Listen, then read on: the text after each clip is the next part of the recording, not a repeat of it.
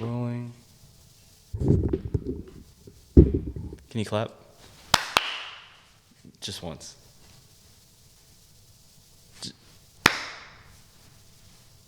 What is your name? Santina. Where are you from? I am from Kentucky. Where did you grow up? I grew up till I was 10 in Maryland, and then we moved to the wilderness in Minnesota. Where is that where you were born? No, I was born in Italy, Vicenza, Italy. How were your parents? How were my parents? My parents were, I would describe them as survivalists. My parents survived World War II. How would you describe your childhood? I had a very loving childhood. I was surrounded by grandparents that were from the old country, and I felt very loved and accepted. What did your parents do? My dad he served in the U.S. military. After he immigrated to America, and then he worked as a carpenter in Maryland. And when we moved to the wilderness of Minnesota, he tried hog farming, and I was the labor force. What do you do for a living? My husband and I, David Coons, and me, we take care of handicapped people. Their primary diagnosis has to be developmental disabilities. And how would you say you're doing right now? Oh, how am I doing right now? I'm doing well. I feel overworked, but there is a goal in mind. So I'm working towards a goal, and it won't always be this much work. What cars have you driven over the years? Oh my gosh. So I learned to drive on a shift pickup. And I remember specifically one time I came to a stop sign in the wilderness in Minnesota, and it wouldn't shift to first, second, third, nothing. So I had to be rescued. My dad crawled under the pickup and fixed the shifter so I could continue driving. So shift pickup. And then my first car my grandparents bought me was a little Ford Escort. How far did you go in school?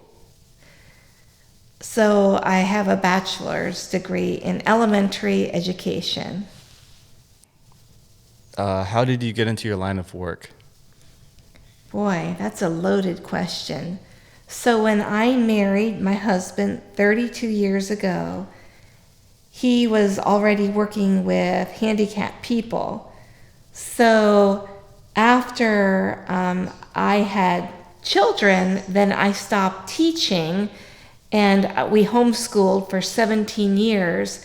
And after during our homeschooling experience, my husband and I said, well, why don't we have the developmental disabilities adults live with us in our home and do that full time, and that way we could continue homeschooling our kids and raising our family. And that's what we did. And what would you say the hardest part about your job is? It's the 24/7 part that's the hardest. There really isn't set up in the system respite, and respite would be nice. What does your family think of your job? Oh, I think they think it's interesting, and I think they feel like it's respectable what we're doing, helping people, but I don't think they have any interest in doing it themselves. What was the best time in your life so far? Oh my gosh. Okay, so this makes me want to get teary. The best time in my life so far is being married to my husband and having our 4 kids with him. We have loved married life mostly because we get along and we, are happy together. And then raising 4 kids was just pure joy. Matthew, Elizabeth, Timothy, and Andrew. What makes you unique? What makes me unique? Wow, that's a loaded question. I think what makes me unique is I pretty much love everything. Like, I love living. I love any topic. If somebody starts talking about it, like, I enjoy learning about people. I enjoy learning about topics. For instance, my son right now has a pet squirrel, and I just think that's fascinating. Like, I could be interested in any topic. Do you remember anything about your grandparents or great-grandparents? Oh yeah, grandparents. I never knew my great-grandparents. They died in Europe, but my grandparents were amazing. The thing that I remember the most about my mother's parents is that they loved people. They loved everybody who walked into their home, and every child was their grandchild. They loved people, and they loved, of course, my kids too. Oh my gosh. Yeah, Oma and Opa Steigerwald, Frank and Elizabeth Steigerwald. They loved their grandchildren and their great-grandchildren. What are some of your happiest memories? Oh my gosh.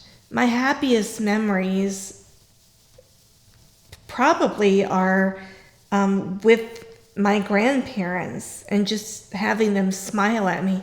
And this is such a small thing, but it's such a warm memory.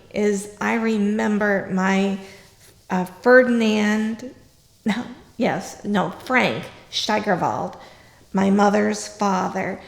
He grabbed me by the hand and we walked to the backyard, and he put a white sheet under a wild cherry tree. And so the cherries were tiny, and he shook the tree, and all these little cherries fell onto the sheet, and he gathered them up, and he took them to his basement, and he made wine in a wooden barrel. But the part is that he made me feel important, that I was a part of this project, helping him get those cherries. And I just felt so incredibly loved. What are some of your most painful memories? Wow.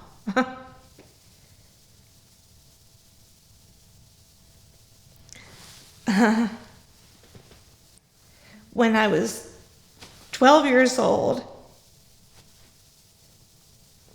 I lost the trust of my father. That was extremely painful, because up until that point, like, I thought he was the greatest person ever. And he pushed me down in a barn in a hayloft and jumped on top of me. And as a 12-year-old child, I really did not know what he was doing. I was fully clothed, and so was he. But inside of me, I knew that something awful had happened. And from then on, I never trusted him. That was very painful. And I think as an adult, the most painful thing is I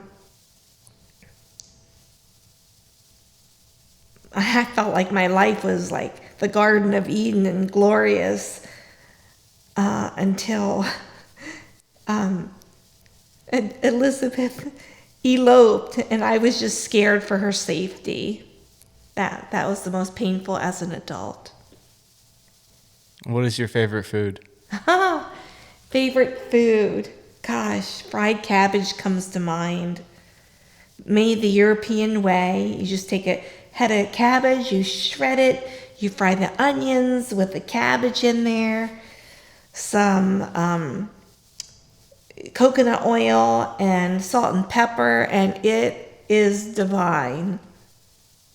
Why do you like it like that? Oh my gosh.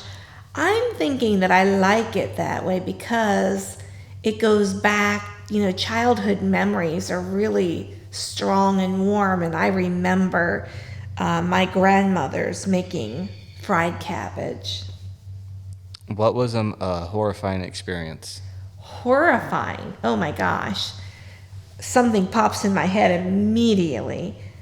My dad had a brother, and his name was Joe. And so he was Uncle Joe. And he took my hand and went down to the electric fence. And I had to have only been like 4 or 5. And he held on to the electric fence with his hand, and he wouldn't let go of my hand. And I was being electrocuted. That was horrifying as a little girl. What was the most proud moment of your life? Proud moment? Oh my gosh. I would say the birth of each of our children. Yeah. I felt very proud. Who has shown appreciation for you? Oh my gosh. I have felt appreciation from my husband, David Coons, every day. It's all the little things. Never big gifts. Never luxurious vacations. No, it's all the small things. The little acts of kindness. And I have felt appreciation from all 4 of our children. Oh my gosh. And again, it's not gifts. It's the looking at me and just saying, thank you, Mom. Thanks for believing in me. Thanks for standing behind me. And I have felt very appreciated. Why do you think they do that? I think because they're genuinely good people. And they sense that I too have genuinely tried my best. I'm not saying I'm perfect. I'm far from it. In fact, I would do things differently, and I think everybody would. But I think they know that I put my heart into it, raising our children. Who has made you really happy? I have to go back to my husband. He has truly made me happy. What was an embarrassing moment in your life? Oh my gosh. I was in 11th grade. This is so embarrassing. Oh my gosh. My mother made me a homemade bathing suit. We lived in northern Minnesota in the wilderness, so we went 20 miles. We crossed the Canadian border, and we went into this fabric shop, and she bought me bathing suit material. So it was legit bathing suit material. And she sewed me this bathing suit, and it went straight across on top of the breasts, straight across. And it was held up by 2 little spaghetti straps. Well, something went wrong in the sewing of that bathing suit. And we had mixed swimming in gym class in the public school. And so it was swimming time, and I was putting on the bathing suit for the first time, and I felt so puffed up, and proud of this bathing suit. And I put it on in the dressing room, and I, lowered myself into the water, and I just thought I was like, Queen Elizabeth. And all of a sudden, this boy was splashing water at me. And I could, at first I was confused, like, why would he be doing that to me? And I looked down, and one whole boob was hanging out of the bathing suit. And I was mortified. And I never wanted to swim again. I never wanted to see that boy ever again. So that was my most embarrassing moment. What about a funniest moment? Funniest moment. Oh my gosh. I would say one of the funniest moments was when you and Matthew would go riding around in your bicycles and be crazy, and you had like this snorkel coming out of your mouth, and you had a inner tube around your waist, and you would just go riding around the yard and make us laugh and laugh. I mean, that was hysterical to see you guys just having so much fun. Did anyone bully you in school? Believe me, Bully. I was never bullied, ever. In fact, early in life, I decided that I would never be bullied. And somebody said something not nice one time, and I took matters into my hands, and I pulled the girl's hair, and I took care of her, and all I remember is the next thing is ended up in the principal's office trying to explain why I did this. So no, I was never bullied. Did you ever bully anybody? I do not remember ever bullying anybody, but I remember there were kids that were bullied, and I regret that I feel like I just stayed silent in the background and didn't help. What do you think the meaning to life is? I really think the meaning to life, this sounds a little like anti-religious, and it probably is, but I don't think it's religions. I really think the meaning to life is loving one another here. What do you think of life in general? Life in general. There are seasons in life. When I was younger, I thought life in general was like the happiest thing ever. And as I've gotten knocked around by life,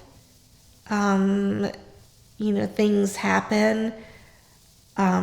Life in general now, I would say that we have to work hard at making it joyful. And how do I say this?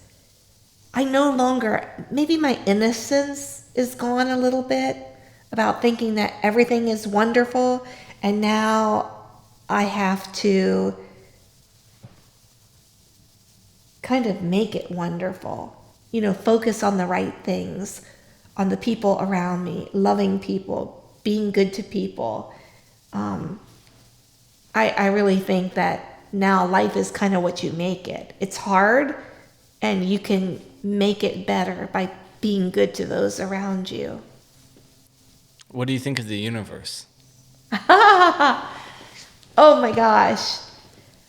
I think there is so much out there that we don't know about and that we don't understand. I'm not even sure that it was meant for us to understand, but I do think that the narrative that we've been told is incomplete. And somehow that narrative that we've been told that's incomplete ties in with the universe. I do believe there are other entities.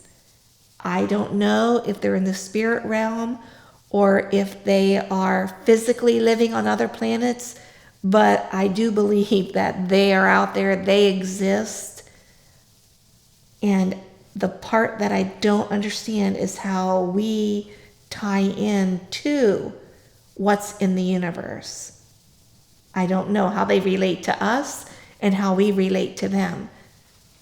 I do think that that information is known by some, and it's kept from us for some unknown reason. Are you religious?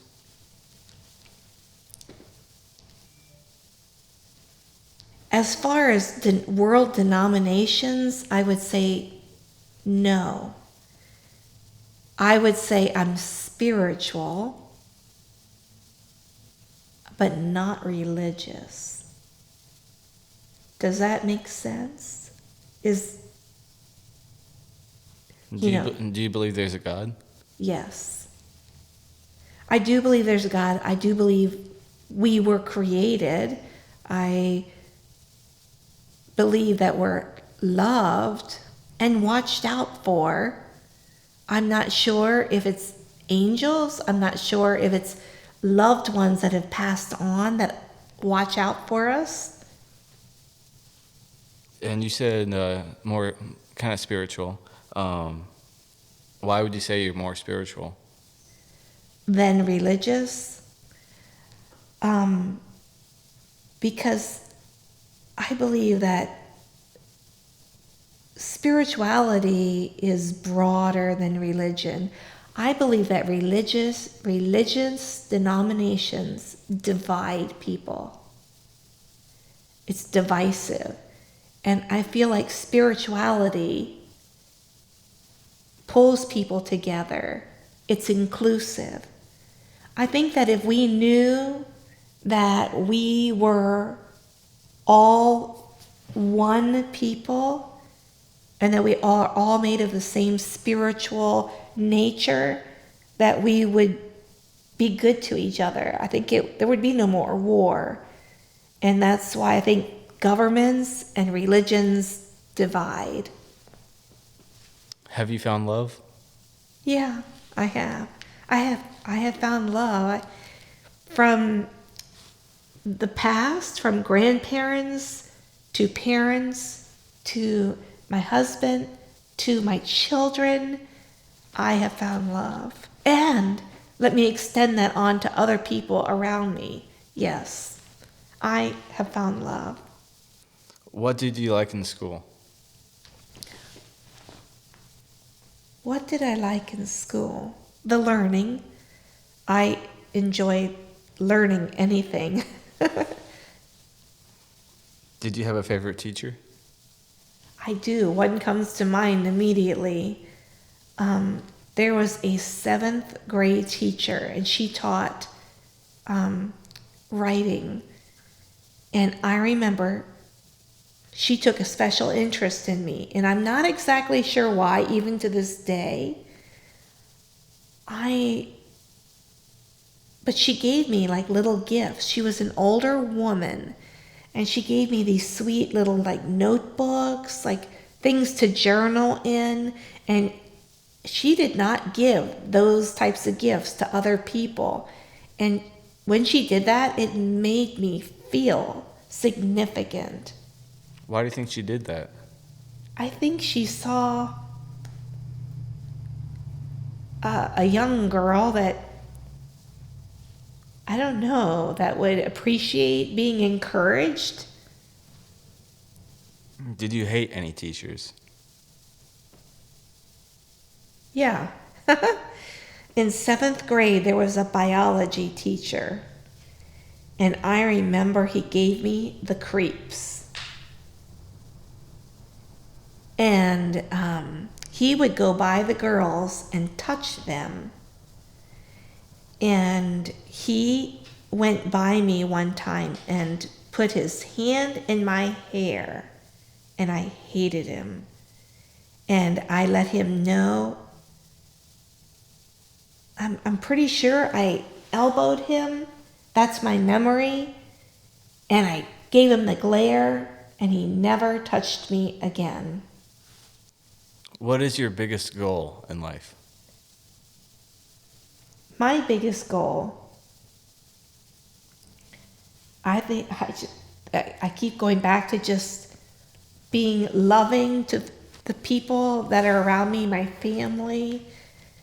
I feel like if I can leave and have done that, when I leave this earth, if I can accomplish loving my family and those around me, I will feel successful. What do you think of the world and its problems? I think the world and its problems can be solved very easily. I don't think it's a mystery on how to solve it. I think that if governmental leaders and religious leaders as well would encourage people to just be nice. Look, we're all in the same boat. That message to just help each other. Just help each other. Keep helping each other. I think the world and its problems could be solved very, very easily. And I think we would all like rise in energy and consciousness. But I believe that there are a few people at the top that want to keep the war and strife going because they benefit financially, emotionally. They benefit by keeping us all in fear and hating each other. I think like it's just so easily solved by the governments and the religious leaders to encourage us in that way. And I feel like that's it. It would be solved. What do you think of the people in the world? I think the people in the world, I believe that 99% of the people in the world are good and that we all care about each other. Of course, there's that small percent that would love to create hate and divisiveness, but I think that most of us sincerely care about each other and are good. What are some of your earliest childhood memories? Earliest childhood memories. My earliest childhood memories were filled with grandparents telling stories of survival, running around Europe during World War II, looking for, crumbs of food in mud puddles, stories of survival, stories of Russian soldiers coming in, raping the women. As a young child, that's what I remember. Stories of survival. What drugs have you done? Caffeine. I had to convince your dad on our 25th anniversary to share a bottle of wine. But his father died from alcohol, and I respect that. When he saw that, he made a decision. He did not want alcohol in his life. So what have I done? I guess nothing. Any major accidents? Any major accidents? I can't think of anything. Where all have you visited? So when I graduated from high school, my mom and dad booked a flight and we spent a month in Europe. And we visited Austria, Switzerland, Germany. And what we did is we were visiting the relatives that are still back in Europe. And that was a lot of fun for me to meet our relatives. And Spain. My parents flew us to Spain in 2001. What is your biggest takeaway from traveling? The biggest takeaway from traveling is, again, we are all made of the same thing. We are all in the same boat. We're all just trying to do life. And it's that people are people are people. And back to that, I do believe that most of us are good. That's what I've learned from traveling. How do you process emotions? Well, I believe that I get anxious, and I believe that I don't breathe deeply when I get anxious. And then initially anxious, and then I think of the woods. And then I go to the woods and I walk by the creek and I feel the gentle breeze. And that's how I'm able to then let go of things that worry me and trouble me. Fight or flight? Fight or flight, yes. No, which one? Oh, that's good. Flight. Why? Why? I think it's my initial reaction, just kind of learned from a child, from those earliest stories, is run. Run for your life. We're being chased. Our life is on the line. And so I think I learned that it's a habit. I think I learned it early by hearing those stories of survival. How do you eat? How do I eat? Right now, I would say that I eat too much. I actually feel like my appetite control is not quite balanced. And I believe that's become a problem as I've aged, that appetite control. But I'm working on it. It's a struggle, it's a fight. It's a fight worth doing, and I cannot give up. There are times I want to give up, but then I think if I give up, what's left? Nothing. So I have to keep fighting to lose weight and to try to be healthy. Do you have a diet? Yeah, I try not to eat sugar. I try not to eat grains. Those are the two biggies, sugar and grains. Veggies, salads, good fats. I try to include good fats. Coconut oil, soy, canola are out. Coconut olive oil in. Do you have any special genetics, features, or benefits? Oh, wow. Special genetics. Well, I've been a redhead my whole life. It's kind of fading as I'm aging.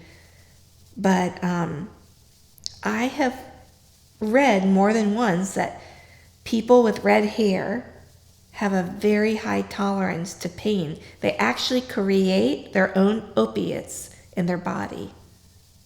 And I just think that's interesting. So I guess that would be a genetic feature that I have. What inspires you? Nature. Nature totally inspires me. Oh my gosh. When I am in nature, I get all these creative ideas, way too many. Way too many. Like they just start flooding my brain. Like if I see a piece of driftwood, I think of what I'm going to do with the driftwood. And it's like, but yes, nature. Ferns. Oh my gosh, I love ferns. Do you have an inner monologue?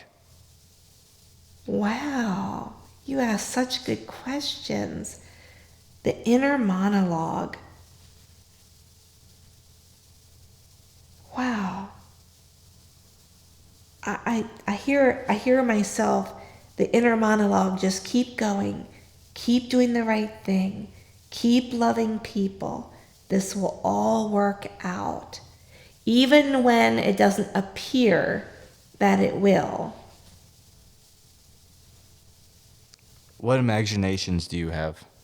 I have imaginations of being happy, running through an open field with the breeze blowing past me.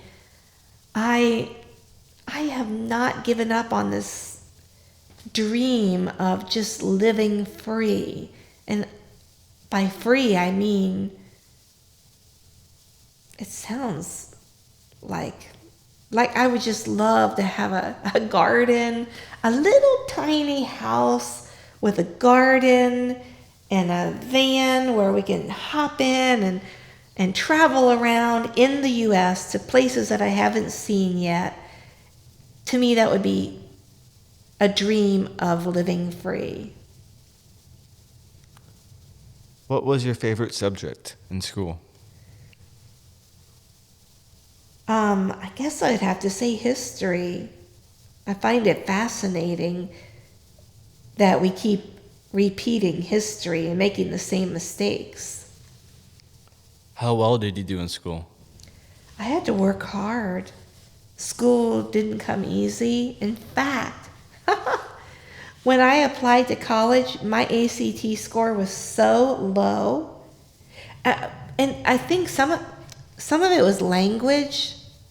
My parents spoke German in the home, and sometimes I didn't know if I was speaking English or German when I was real little. But anyway, all that to say, I did terribly on the ACT, and when I got accepted in college, it was on probation. I went into college on probation, and so I had to work hard. I had to figure out how to do college. So the longer I was in, the better I did. By my senior year, I was getting A's and B's. My freshman year, I was getting C minuses. Yeah. What is your favorite dessert? Gosh, I want to say chips. Favorite dessert would probably be strawberry shortcake. What other treats do you like? Chips. What kind of chips? Oh my gosh, salt. Popcorn with salt. Corn chips with salt. Seaweed with salt. Anything with salt. Are you an indecisive person or a decisive person? I would say indecisive. But your dad has been good for me, David Coons. He, together, like, we can put our minds together and make a decision when both of us are unsure about it individually. Do you plan ahead? I would say yes. Interestingly, I feel like we've done pretty good about planning ahead with certain areas of life. And even for retirement, that's going to come in a few years. But the thing, I feel like as you go into retirement, you can't even have a retirement if you don't have your health. So health is the number one thing that's important to me going into retirement, and it's the thing that I struggle with the most, is just, eating properly, keeping balance. So it's almost like the thing that's most important to me is the thing I struggle with the most. How do you normally plan for a trip? Well, I wouldn't say that I have an itinerary, no. But planning to me is having enough clothes, enough water, just planning what are we going to do for meals. We'll just stop at the grocery store. That's economical. So that part of planning, but not like once you get there, I want to just go for walks. I don't want to be running around to all the museums. I just want to enjoy the nature at each place that we go. Did you meet any interesting people on your trips? Oh, wow. I love people, and I love hearing people's stories, their stories about their lives. I could sit and listen for hours to people telling about their life. There was one individual that I met in the wilderness of Minnesota, and I will never forget how interesting he was. He lived in the wilderness, It was a 17-mile walk through the swamp to get to his log cabin in the middle of a forest, in the middle of nowhere. This is like a mile from the Canadian border. It was very cold up there by International Falls. And it was winter time, and he didn't trust anybody, but he trusted our family. We would help him order 50-pound bags of dehydrated egg powder that he would carry on his back into his cabin. And so he decided to invite us to his log cabin, which he had never invited anyone. And so he invited my mom and dad and us 3 kids. And it was winter time, so that he could take a log road into a certain place, leave our pickup, and he would then come with his snowmobile, which was a 3 to 4 mile on snowmobiles into his cabin. But we could do it in the wintertime rather than walking through the swamp in the summer. And we arrived at his log cabin, and it was magical. It was truly magical. He had the wood fire going. He fried fish for us that he had caught from the river that wasn't far from his home. And after the meal, it was a very simple meal of fish. He made some biscuits. I don't believe there was anything green to eat, but it was magical. And then he opened his small little kitchen window in the log cabin, and he put out the window, and he made a whistle sound, and he took some bird seed and put it in his hand, and he held it out the window, and a bird flew from the wilderness onto his hand and ate the bird seed. It was amazing. Has anything bad ever happened on your trips?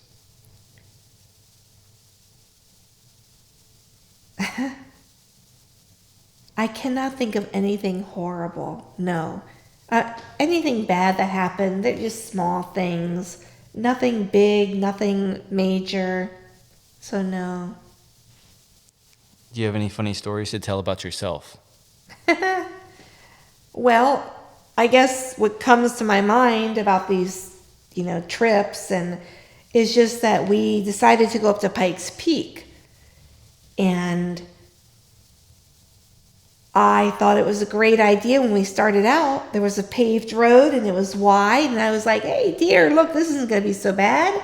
There's a dotted line down the middle of the road. It's paved. There's a car going this way, lane going this way. Up we go. And then way up in the sky, I saw this itsy bitsy tiny vehicle. And I looked at your dad and I said, you don't suppose that's the top of Pikes Peak, do you? And he went, oh, I'm sure not. Surely not. Well, as we got higher, the road got more and more narrow until it was a 1,000-foot drop-off on my side of the car. And then so then I kept telling your dad to hug the other side, and then a car would come and push us to the very edge because they had to pass us on the other side. Oh my gosh, by the time we got up there, I was finished emotionally. I got up there and I said, please hang on to the kids' hands. I don't want them to fall off the mountain, but I have to go to the bathroom. I had worked myself up so bad I had to go diarrhea. So there was a little tiny gift shop at the very top, and I went beelining for it. And when I opened the door, I'm trying to run to the bathroom, there's a man passed out on the floor, and EMTs are all around him. And I'm like, oh my gosh, I thought I was going to pass out. So I made it to the bathroom in time. Oh my gosh, it was horrible. Do you laugh a lot?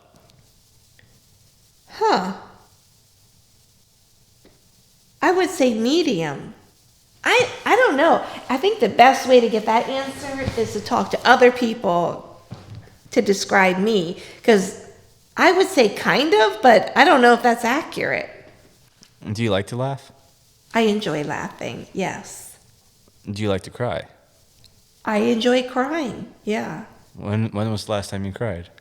When my brother Freddie died in February of 2022, and yeah, that was really hard. I didn't feel like he deserved to die. He was a good person. He was a preacher. He was a gentle person. So, yeah, that was hard. Do you want to talk about a really dark moment in your life? Sure. I think a really dark moment was, now keep in mind, my first reactions to things are anxious, panic, flight. When I got Lyme's disease. Now I kind of, it's comical to think about my reaction, is I totally panicked at the thought of this little bacteria in my body. And I know that some people die from Lyme's disease. It gets bad. And it was a very, very dark and scary time. I thought I was going to die. I even introduced my husband to another woman that I thought would be nice to our children. Do you want to share any secrets about your life without endangering yourself or others? A secret without endangering someone. Oh my gosh. Well, I guess the secret is that I did not know when my dad violated me in the hayloft when I was 12 years old. I did not know, and neither did my mom, so I give her credit. I did not know that my dad had already previously violated his sister, my Aunt Mary, and we believe other people as well. And another dark secret is that I believe my father burned down our family home that we were living in Minnesota. Oh my gosh. If he ever found out that I said that, I think he would be furious. But yeah, we think he did it to collect insurance money. Those are secrets that, we don't tell. Who are your friends? Wow. For me, I don't let in a whole lot. I have to trust the person. And then when I trust, then I'll let a person in. Who are my friends? I would say my friends are odd people. People that, like, no one else wants to be friends with. Those are my friends. I'm pretty comfortable with it. And at this point in my life, I really enjoy that. When my kids were really little, I probably didn't let so much of that in because I was trying to protect them. But yeah, people that have nobody are my friends. How would you say you met them? That's a good question. I hate to say this, but in religious services, in church gatherings, that's where I found my odd friends. Do you have any brothers and sisters? Yes, 2 brothers. They're both phenomenal people. Fred Fueler, who died of a liver disease, non-alcoholic liver disease. and Tony Fuller, and he is amazing as well. He is the person that will help anybody. And when you think of someone that will always be there for you, that's my brother Tony. Do you miss your brother? I do. He was growing up protective of me. You know, there were a couple people on the school bus who, you know, wanted to bully me, but they didn't really, because my brother stood up and he protected me. And that's what I remember the most about my brother Fred, who passed, is he was always there to pick me up, to make sure that nobody hurt me. What do you think of the military? Oh my, that's a loaded question. I respect everybody who's in the military. I mean, they're giving their very lives for the rest of us. I feel bad for them at a certain level because I feel like they're kind of controlled by higher forces, and that makes me feel bad for them and the things that we ask them to do. But I definitely respect everybody who's in the military. Do you like your country? I love America. It's not perfect, and I do believe that we cause problems in other parts of the world. Like, we even create problems, and then we pretend to be I'm going to go in there and fix it. But I can't think of a better country to live in.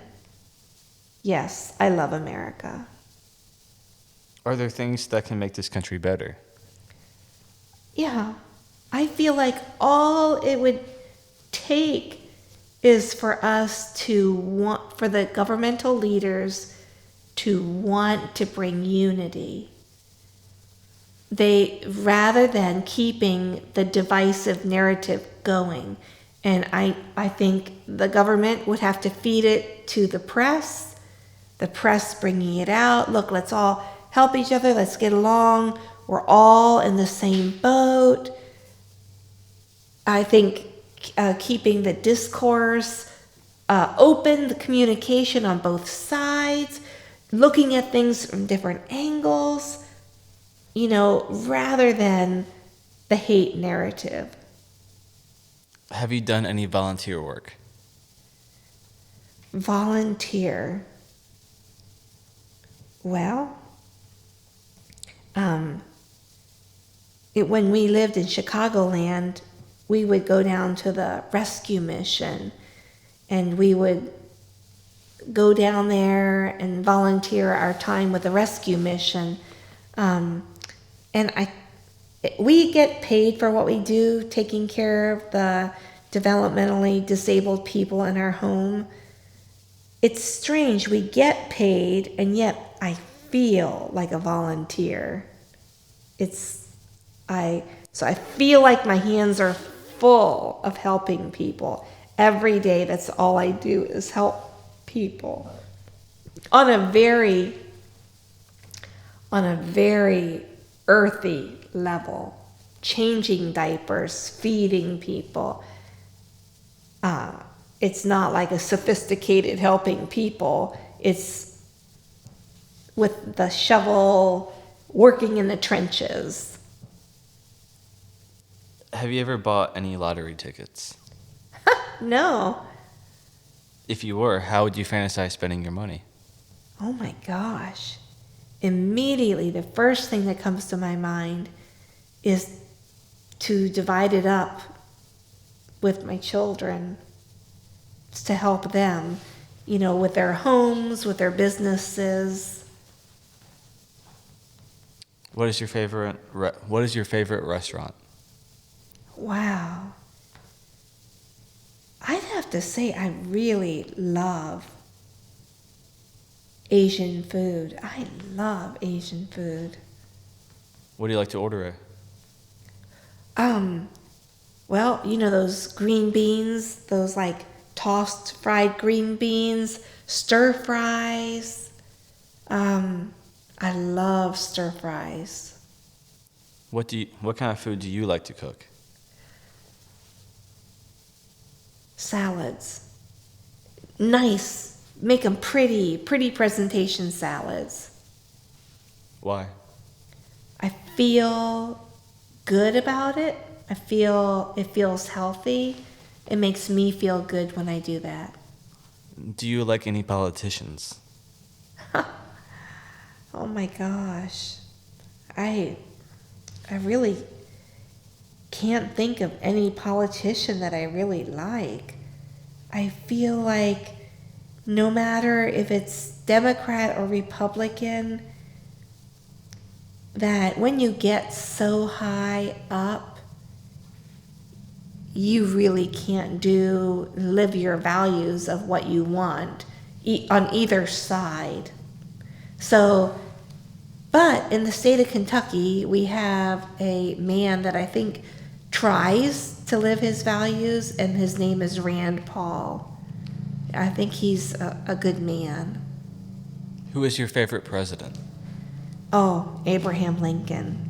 Why? He set the slaves free. Do you have any long-term plans for your life?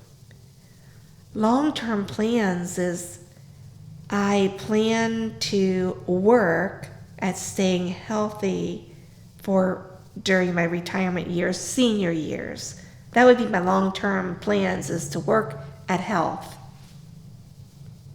What are some of your pet peeves? Wow. Something that really irritates me is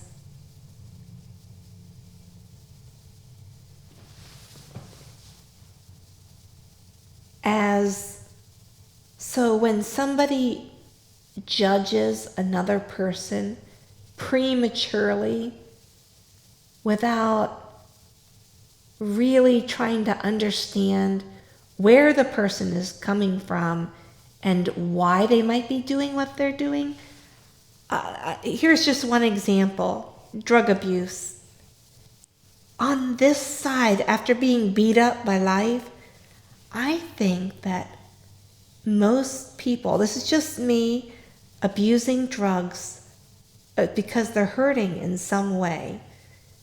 They're trying to make themselves feel better. And it's like that, so prematurely judging without knowing the pain of someone else and what they've gone through. That really irritates me. What are some of the most important lessons teachers or mentors have given you throughout life? That I have learned from people? Yeah. I would have to say it's that we're all the same. We are all the same. I'm repeating it. We are all the same. That is the biggest thing that I have learned. It's like, and I think a lot of times when we do judge people, it's out of our own fear. Our own fear makes us scared because we don't understand. We don't understand where another person is coming from. Who were your best friends in school? I had a couple of girlfriends, and they were both just nice, genuine people that cared about other people. That's who I would say. Have Two you... girls.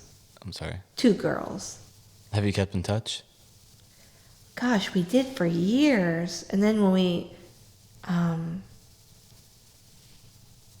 probably, I graduated from high school in 82.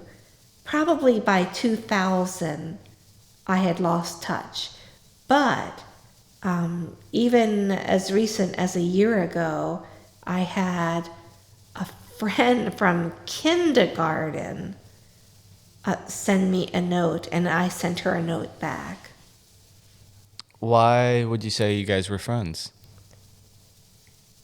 Um, I think I have to go back to they cared, and I cared about their well-being, and they cared about my well-being. Any memories stick out?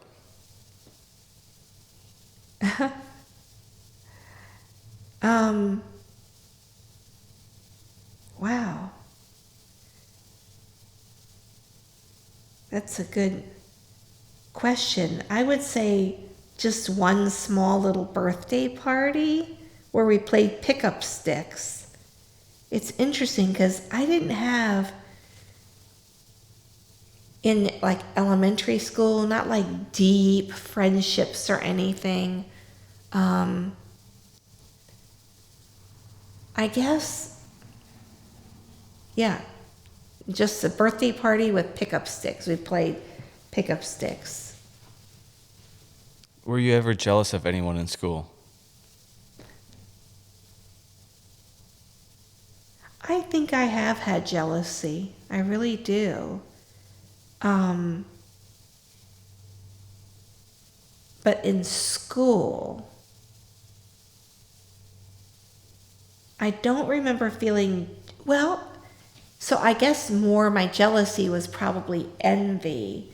We were kind of poor. So we got tennis shoes that were on sale, clothes that was on sale, and it wasn't like any brand names. So I was jealous of people that could just, you could tell that they had nice clothes, nice shoes, a nice lunchbox, little chocolates in their lunchbox when I had a peanut butter and jelly sandwich. What about outside of school? Jealous of people? Um, Gosh, this is very vulnerable, okay?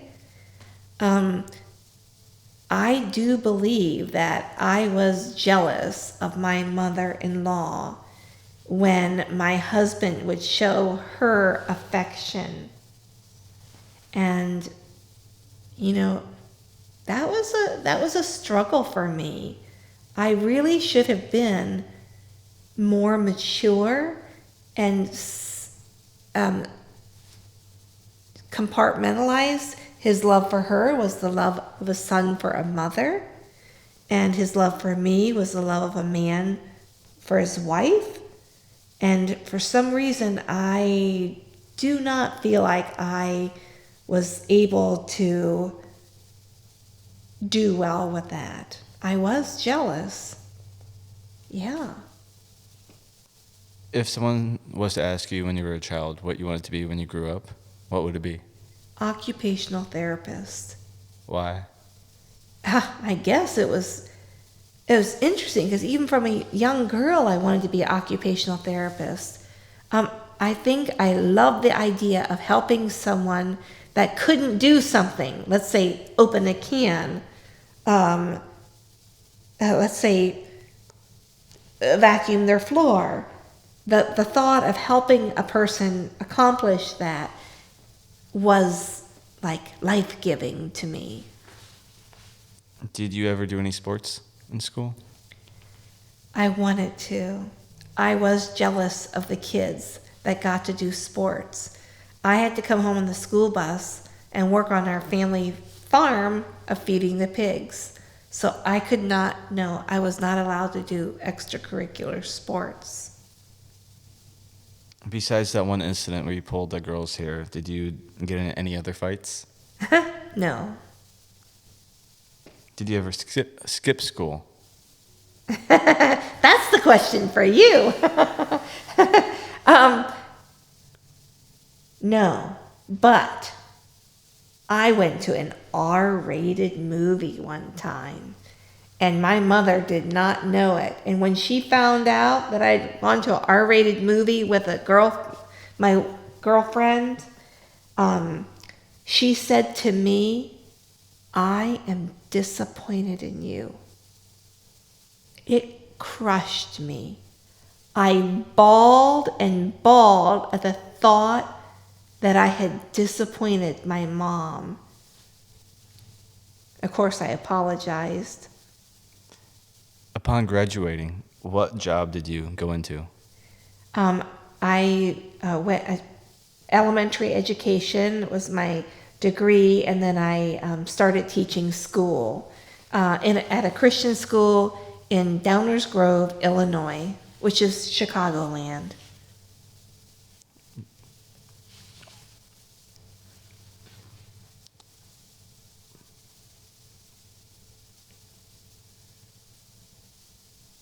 What did you like about college?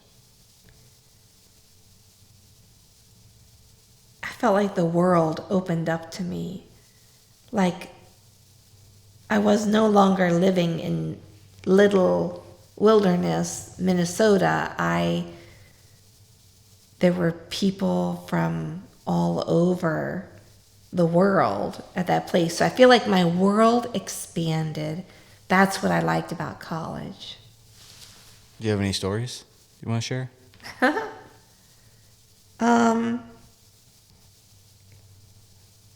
Wow. Well, I had a friend.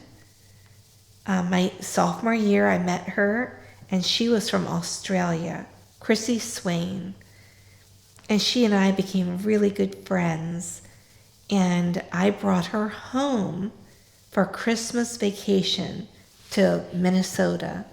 It took 24 hours to drive from South Carolina to International Falls, Minnesota. And that was a highlight for her as well as for me. Can you describe some of your favorite stories you were told when you were a child and what makes them so special? Wow. Favorite stories I was told as a child and what makes them special.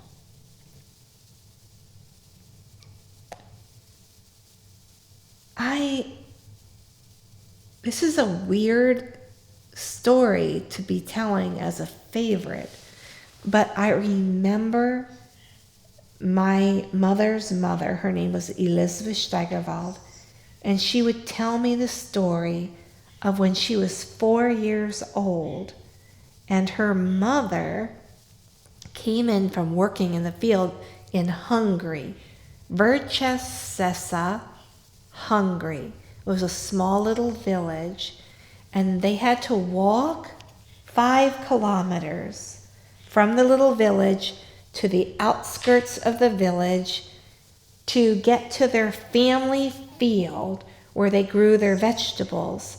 And the vegetables, it wasn't like an option to grow this garden. No, they survived on these vegetables.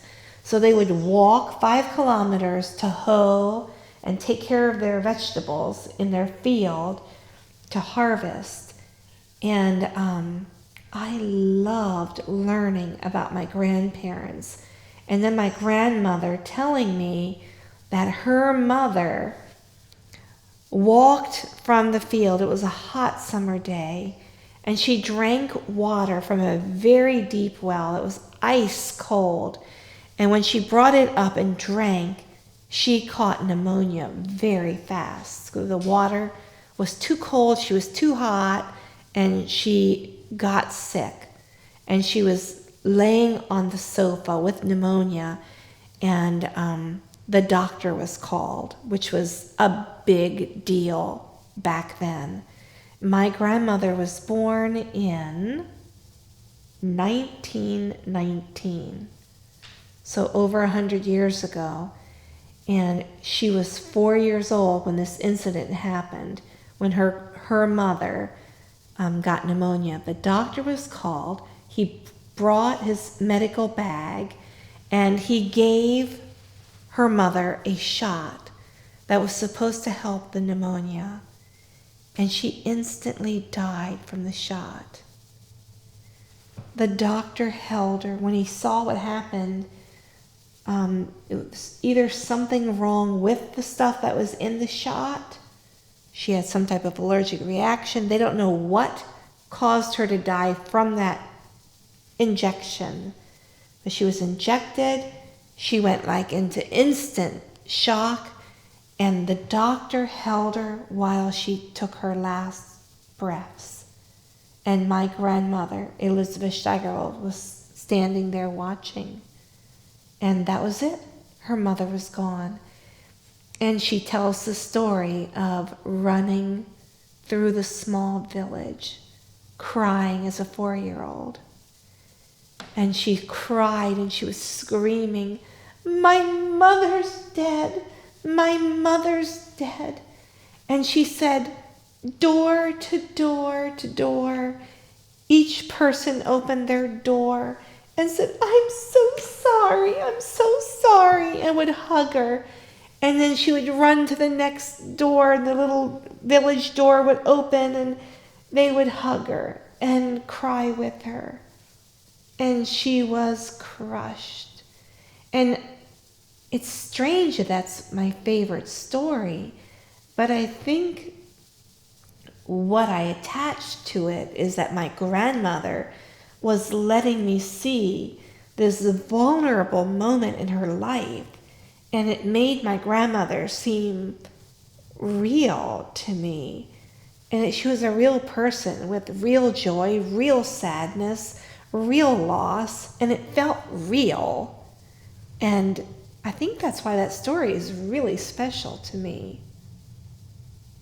Interestingly, if I can inject something else, is those same villagers, when my grandmother was 33,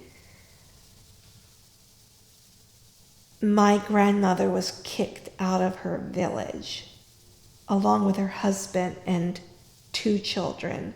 My mother was one of those children, because the Russians came down into Hungary and took over and made it communist. My family was given 24 hours to flee the village or be killed. And the reason they were going to be killed is because they had German blood going back hundreds of years. And because they have German blood, and the Germans were at war with the Russians, when the Russians came down, the German people with the German blood, it was either flee for your life or be killed. And so those same villagers, let me circle back and tie this together, that hugged my grandmother and cried with her when her mother died, those villagers spit on my grandmother and on my mother as they were going with a horse and wagon out of the village, leaving for the very last time. They left their land, their homes. Yeah, they spit on them as they left town because they had German blood.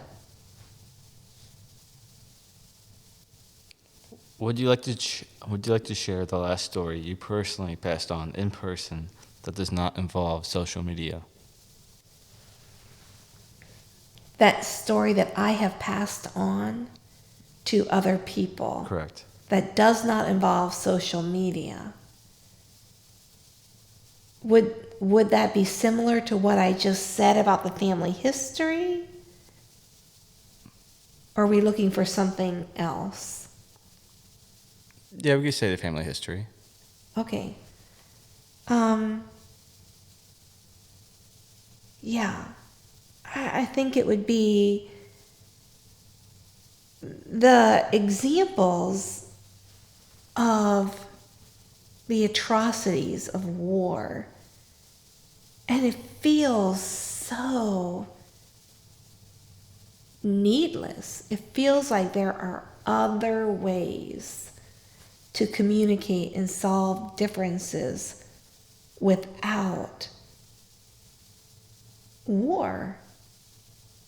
I think that would be it. That's what I enjoy passing around. Is storytelling important to you? Oh, very important.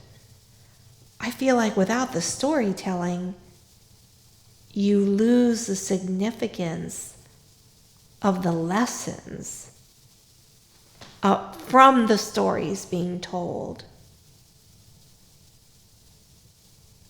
Can you describe the first dream that you can remember, or a dream that stayed present with you throughout your life? Yeah. I had a repeating dream. I have not had it in the last probably 20 years, but for 37 years, repeated dream of being in a fast moving vehicle. I'm sitting in a vehicle. There are windows on this side and on this side, and right here was a dark image. And I'm moving fast. Things are going fast past the window. I'm wanting to get out of this fast moving vehicle. I can't. The doors don't work, and there's this dark image here. And I want to scream for help. And nothing comes out of my mouth. Nothing. Why do you think it stayed with you or made such an impact? I, to this day, would love to know the meaning of that. I don't know. To me, it speaks of feeling trapped. Feeling trapped, and I don't know if I was ever at some point in my life, and I don't remember it, trapped physically, or if it's just a feeling of emotions that are coming out in dreams of feeling trapped. So one of my things, a big mantra of mine, is to always say to myself, I'm not trapped. If I've made a decision and I don't like it or it doesn't feel right, I'm never trapped. We can change. We can change direction. We can change a house. We can change a job, a career. But I'm not trapped. Never. If I had to give one message to people, it would be, don't feel trapped. You've got options. You are not trapped. When you hear the word happiness, what do you envision? A breeze, a gentle breeze, walking in shade around trees and grasses and ferns. That's happiness. Why? It feels so peaceful. I feel grounded when I'm there. I feel like there's nothing wrong inside of me, nothing wrong in the world, nothing wrong with all the people around me, my family, friends, acquaintances.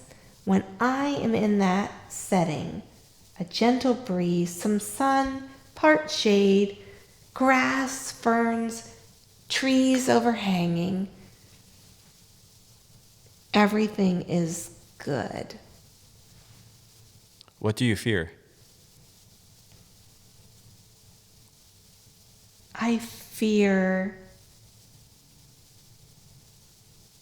something, my kids being hurt, even as adults. That has never gone away.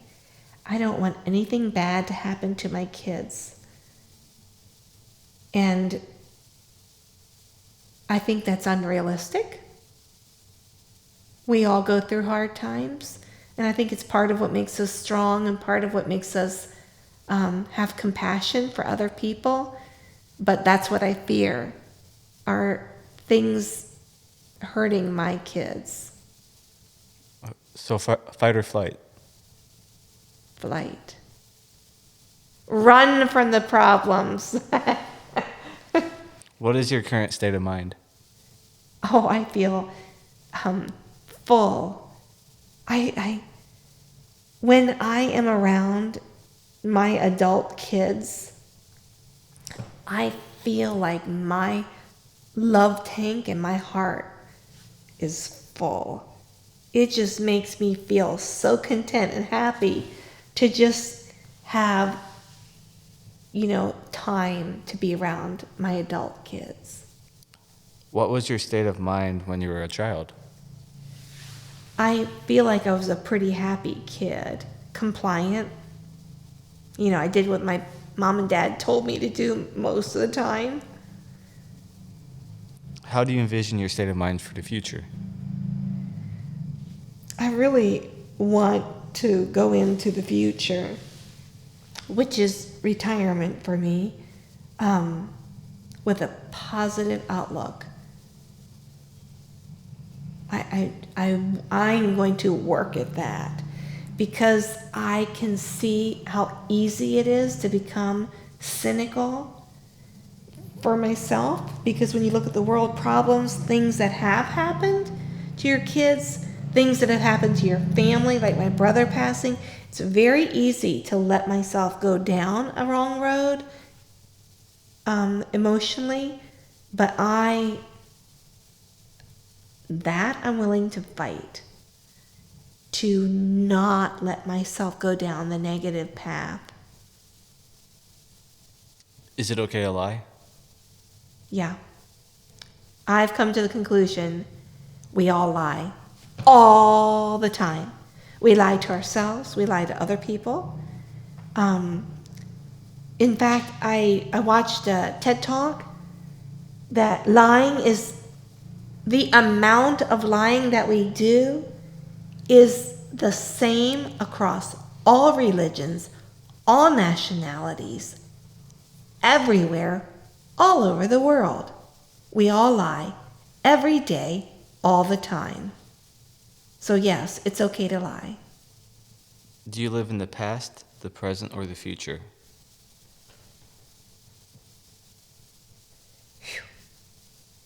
When I'm in the past, that creates anxiety. If I look too far in the future, that creates anxiety. So I say I live in the present. Do you have a most valued possession? Well, I would have to say that my most valued possession, which is not really even mine, is my 4 kids and my husband. I mean, it's weird. I guess what's mine is the relationship with them, but I don't possess them. But it seems like my most valued possession. Do you have a motto, a way of living? I would say it would be to love one another. And by loving one another, we're loving our Creator, and that is spirituality. Sunshine or rainy days? Sunshine. Why? Oh my gosh. Sunshine feels life-giving. And I have to say I like rainy days too. Rainy days feel restful to me. Sunshine feels life-giving. But we can't always be out there in the sunshine working our fingers to the bones. So rainy days are just like chill. Do you stay true to yourself? Do you follow your intuition? And what does staying true to yourself mean to you? Wow. So I would say that is something I've been terrible at. It's something that I have strived to improve on, to being true to myself. And I have made a couple of hard decisions for me recently, just to prove to myself that I wanted to give myself value and stay true to me. And that felt really good. So I'm working at it. I'm working at that. Staying purposefully making a decision that would be honoring to me. Do you like the person you're becoming or became? Yeah. I love that I'm becoming more honoring to myself and valuing myself more. And I love that I've dropped off the world religions.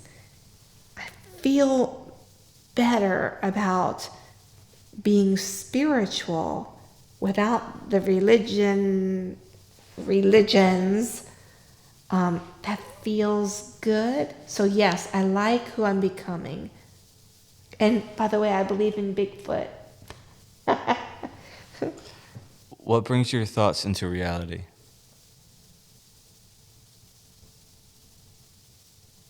I think what brings my thoughts into reality is when I share it with my kids and my husband, and they go like this, yes, and they acknowledge my thought as valuable.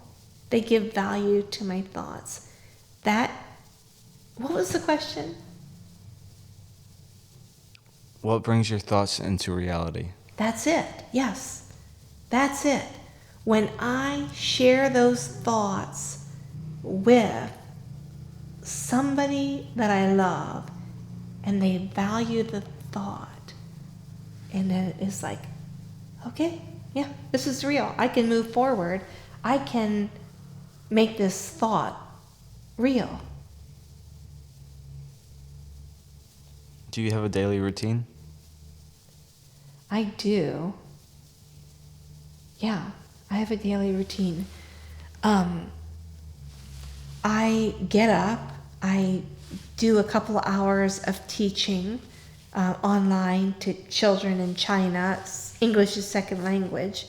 And then I enjoy sitting down and saying good morning to my mom and my husband, sitting down for 15 minutes. And then I enjoy taking our 2 dachshunds for a walk. Then around lunchtime, eating a salad for lunch. And then the afternoon is kind of free to do whatever needs to be done. Taking care of our disabled people. And then in the evening, I enjoy sitting on the back porch or in the wintertime in the living room and just talking about life with my husband. What do you think about photography?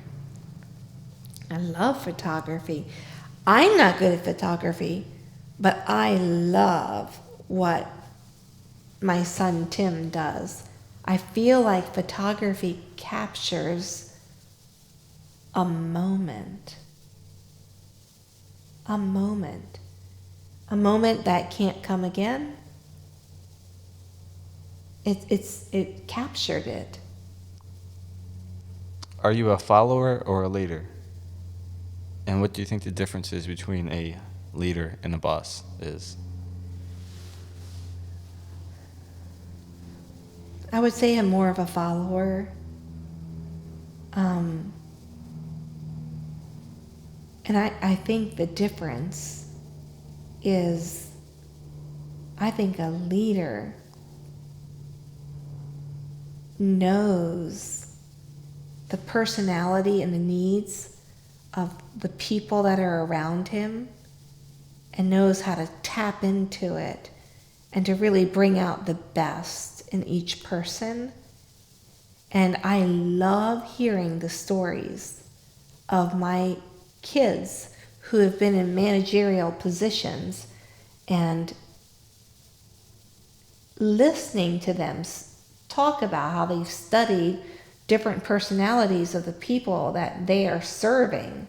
I think a leader is a servant, and helping bring out the best in that person. I love hearing that.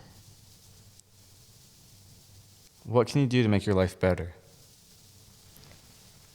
I think, this is really earthy, I think to make my life better, I need to lose 60 pounds.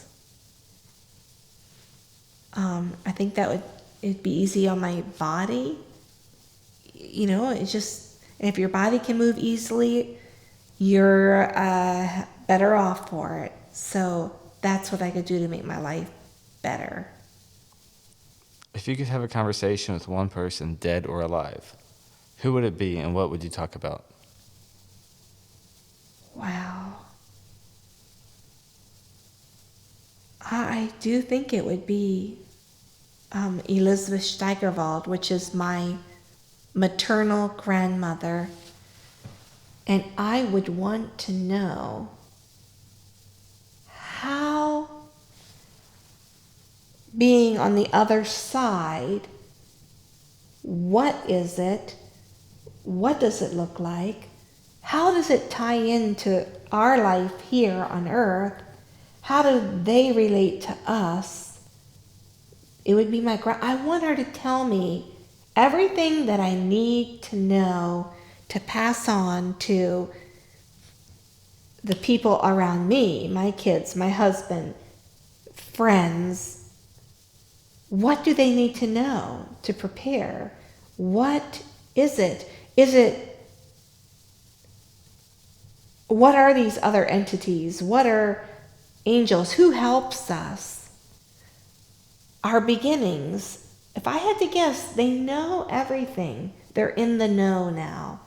And I would like them to tell us everything that's pertinent that we need to know. And I have a feeling that once we knew that, it would change everything for us now. I think a lot of what we've been told and what we're living is a lie. That's a huge statement.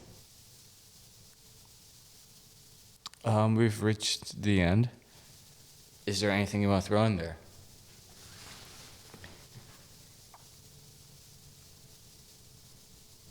I would say just keep an open mind, because we don't know everything. We don't know, we're just learning. And I think as long as we stay flexible and don't become rigid in our lives, in our way of thinking, I think then we'll be able to adjust as we learn these different things in this higher consciousness that will raise us. I think we have to stay open and be willing to learn and change from what we've learned. Awesome. Thank you. Thank you.